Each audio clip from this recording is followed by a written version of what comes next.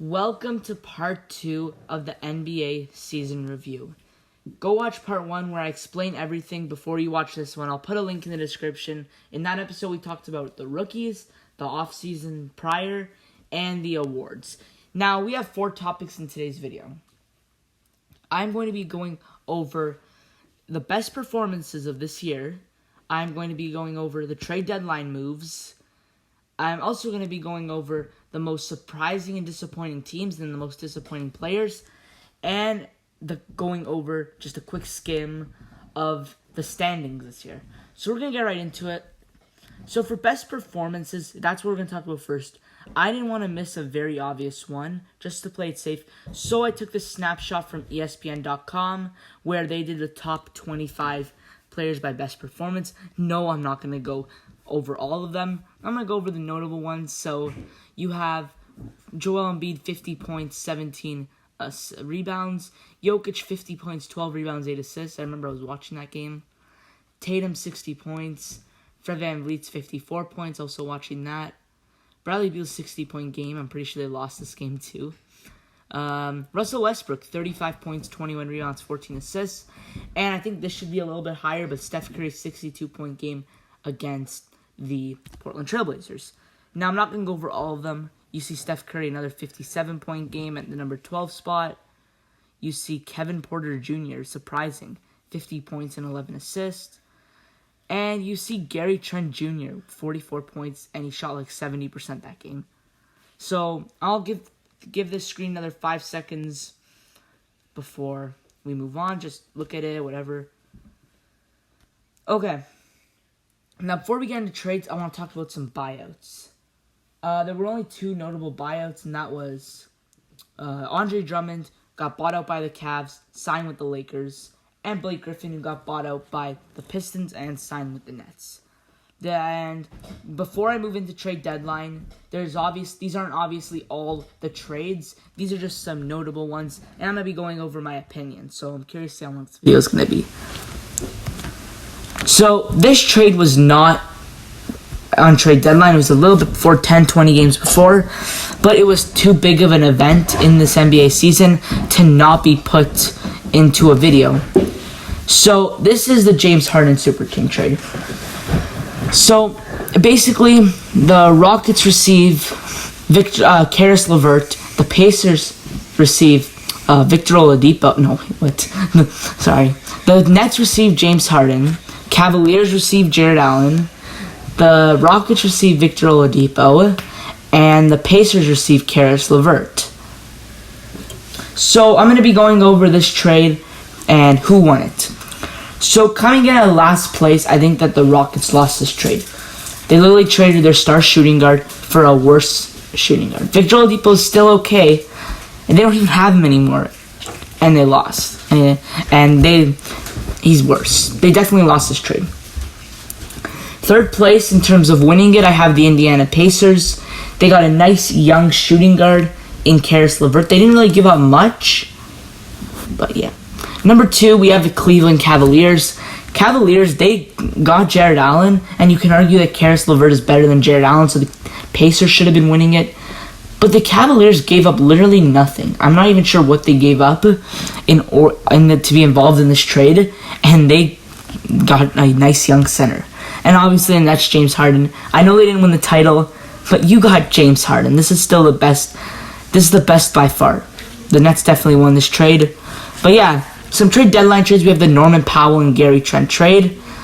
I'm not really going to go over my opinions. And I'll go over who I think won it, but I'm not going to do like a full in-depth analysis. So I think the Raptors won because they got younger, and Portland, they don't need Powell. They're not going to contend anymore. I thought they would be able to contend, but they clearly can't, so they don't need Powell anymore. As for the Raptors, they get a great young player for the future. I think the Raptors won this trade.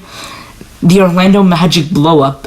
Aaron Gordon to the Nuggets. I would say the Nuggets won this trade. It's close, but you're getting rid of a nice 25-year-old athletic power forward in return for a very risky player, RJ Hampton. RJ Hampton's going to have a boom or bust career, I think. It's all going to depend, but I think it's safe to say that the Denver Nuggets won this trade with how good Aaron Gordon's been playing, and he's going to be a key piece into the Nuggets' future.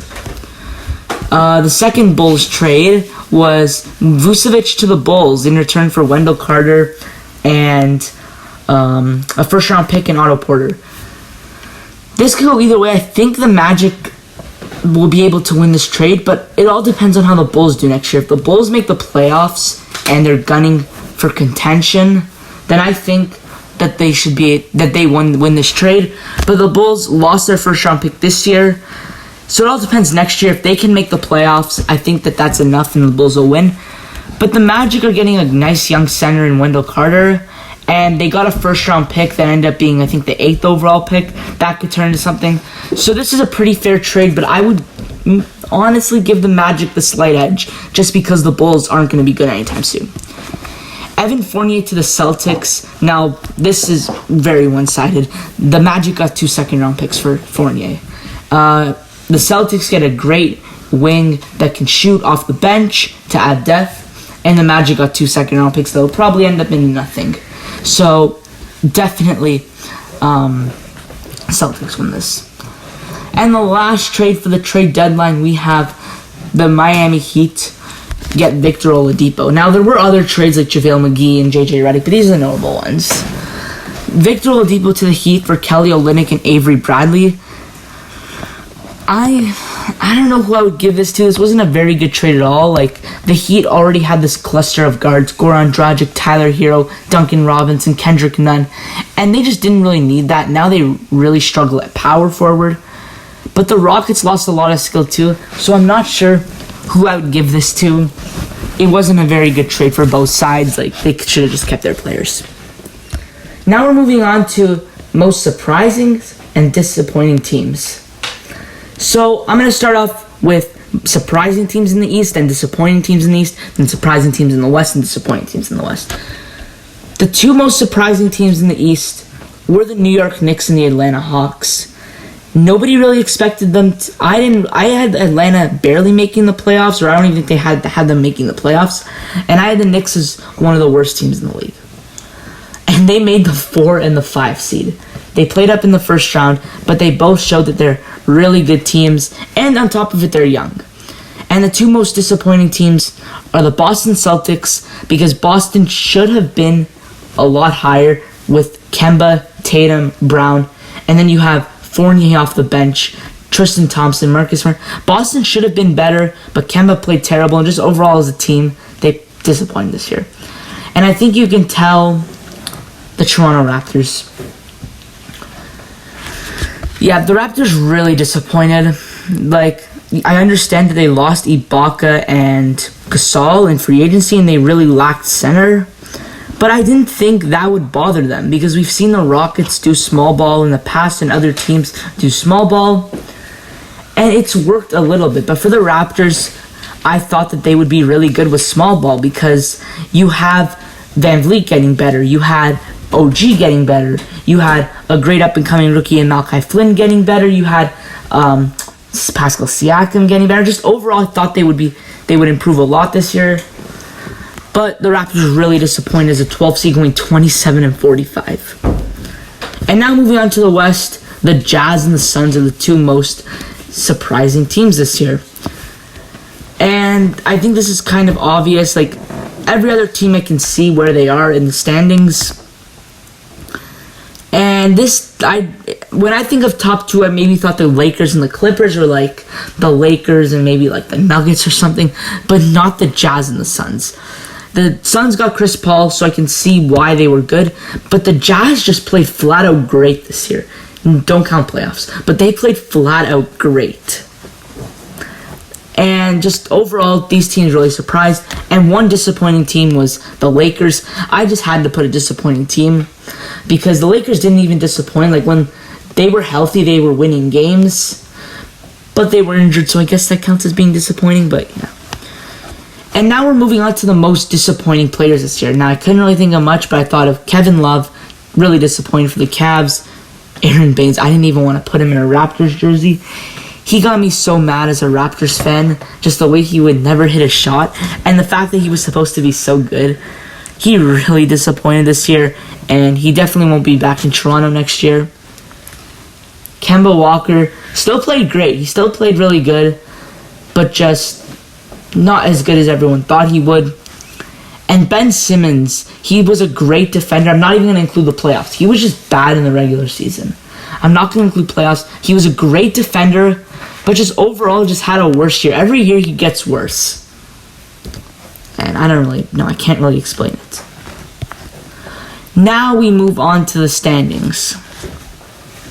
I'm not going to go through every thing. The Jazz, Suns, Nuggets, Clippers, Mavs, Blazers, Lakers, and Grizzlies. Out of these, I don't really see any surprises other than the top two and the Lakers. Like the Mavericks are the 5 seed, Clippers are the 4 seed. Yeah, all this is reasonable. Maybe the Clippers would be a bit higher. The Grizzlies made the playoffs, pretty surprising. And maybe Portland a bit better, but overall this played out pretty nice. And for the bottom half, the Warriors, I don't know if they deserve to make the playoffs. 9 seed's good for them. Spurs, Pelicans, Kings, Timberwolves, Thunder, and Rockets. Nothing really too shocking. Maybe Oklahoma a bit worse, and maybe Minnesota a bit better. But other than that, the Western Conference looks fine. And now for the Eastern Conference, you have Philly, Brooklyn, Milwaukee, New York, Atlanta, Miami, Boston, Washington. So I thought Brooklyn would be the 1 seed. I thought Milwaukee would be a bit better. I didn't expect New York or Atlanta here. I maybe expected the Raptors or Indiana. And I didn't expect Boston to be this low. And I also didn't expect Washington to be here. And for the back half, we have the Pacers, the Hornets, the Bulls, the Raptors, Cavs, Magic, Pistons. Bottom 3, yeah, I can definitely agree.